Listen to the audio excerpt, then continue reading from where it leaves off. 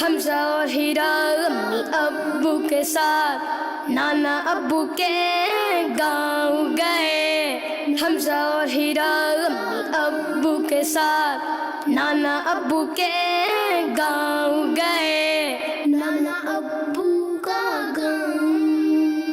نانا ابو اور نانی امی انہیں دیکھ کے بہت خوش ہوئے.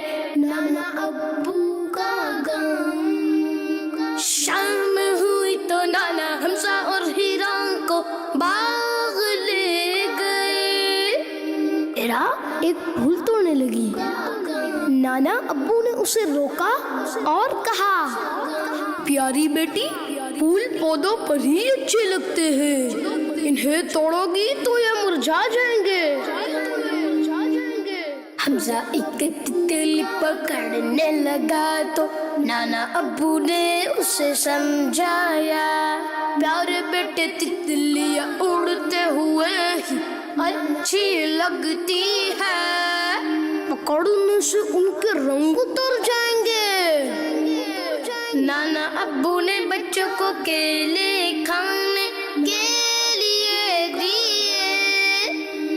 ہیرا نے کیلا کھا کر چھلکا وہیں پھینک دیا.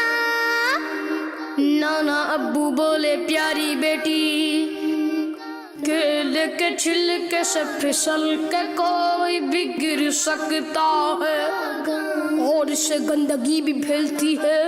کچرا ہمیشہ کوڑے دان میں پھینکنا چاہیے.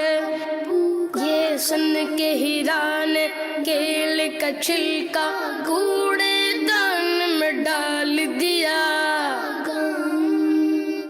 کچھ دن گاؤں میں رہنے کے بعد سب لوگ